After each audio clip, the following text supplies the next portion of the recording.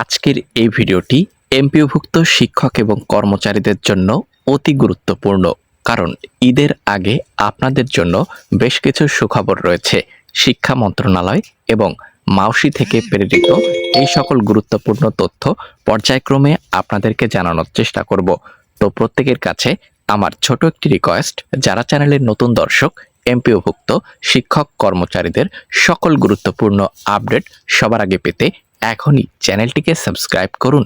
তো এখানে আজকের এই ভিডিওতে আমরা আলোচনা করব এমপিওভুক্ত শিক্ষক এবং কর্মচারীদের ঈদ বোনাস বাড়ছে আরও, অর্থাৎ কত শতাংশ ঈদ বোনাস, মূল বেতনের কত শতাংশ ঈদ বোনাস বাড়তে চলেছে, অর্থাৎ বাড়তি ঈদ বোনাস কবে আপনাদের ব্যাংক অ্যাকাউন্টে ঢুকবে, তার সঙ্গে সঙ্গে উৎসব ভাতা বৃদ্ধি পাচ্ছে এবং এটি শিক্ষা মন্ত্রণালয় অলরেডি অর্থ মন্ত্রণালয়ে পাঠিয়েছে এবং অর্থ মন্ত্রণালয়ের অনুমোদন ক্রমে এটি গেজেট এবং প্রজ্ঞাপন আকারে প্রকাশিত হতে যাচ্ছে এবং সেটি ঈদের আগে কিনা এ বিষয়ে শিক্ষামন্ত্রী আ.ন.ম এহসানুল হক মিলন সর্বশেষ গণমাধ্যমে যে সকল সংবাদ প্রেরণ করলেন, আজকের এই ভিডিওতে থাকছে সকল গুরুত্বপূর্ণ তথ্য।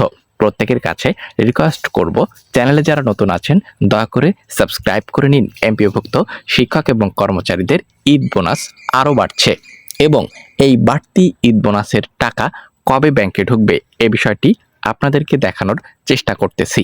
বেসরকারি শিক্ষা প্রতিষ্ঠান এমপিওভুক্ত শিক্ষক কর্মচারীদের দেখতে পাচ্ছেন বর্তমানে মূল বেতনের 50% হারে ঈদ বোনাস পাচ্ছেন। নতুন সরকার এই বোনাস 10% বাড়িয়ে 60% করার উদ্যোগ গ্রহণ করেছে। উদ্যোগ বাস্তবায়নে মাধ্যমিক ও উচ্চ শিক্ষা অধিদপ্তর মাউসির কাছে প্রস্তাবনা চেয়েছে শিক্ষা মন্ত্রণালয়। বুধবার 4 মার্চ শিক্ষা মন্ত্রণালয়ের মাধ্যমিক ও উচ্চ শিক্ষা বিভাগ সূত্রে এ তথ্য নিশ্চিত হওয়া যায়। সূত্র বলছে, শিক্ষক কর্মচারীদের বোনাস 60% করা হলে বাড়তি 200 থেকে 250 কোটি টাকা লাগতে পারে।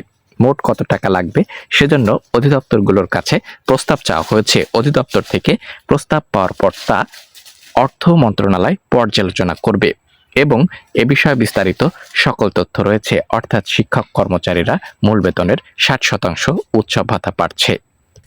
এবং এখানে আপনারা দেখতে পাচ্ছেন শিক্ষকদের উৎসব ভাতার প্রস্তাব অর্থ মন্ত্রণালয়ে পাঠানো নিয়ে যা জানা গেল।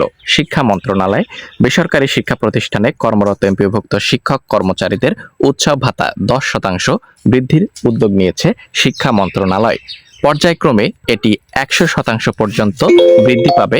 সর্বশেষ পাওয়া তথ্য, অর্থাৎ বর্তমানে ঈদের আগে 10% বৃদ্ধি পেয়ে সেটি 60% করা হচ্ছে এবং পর্যায়ক্রমে শিক্ষক এবং কর্মচারীদের উৎসব ভাতা 100% উন্নীত করা হবে।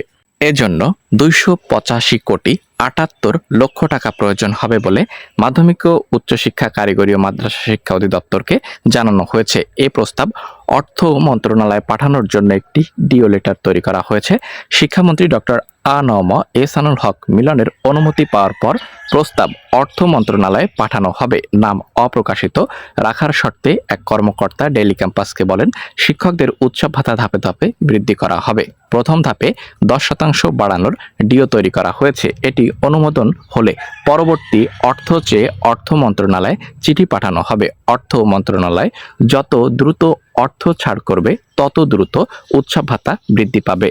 শিক্ষা মন্ত্রণালয়ের একটি সূত্র জানায়, বর্তমানে শিক্ষক কর্মচারীরা 50% উৎসব ভাতা পাচ্ছেন। এ ভাতা নিয়ে সরকারের 1428 কোটি 94 লক্ষ টাকা ব্যয় হচ্ছে।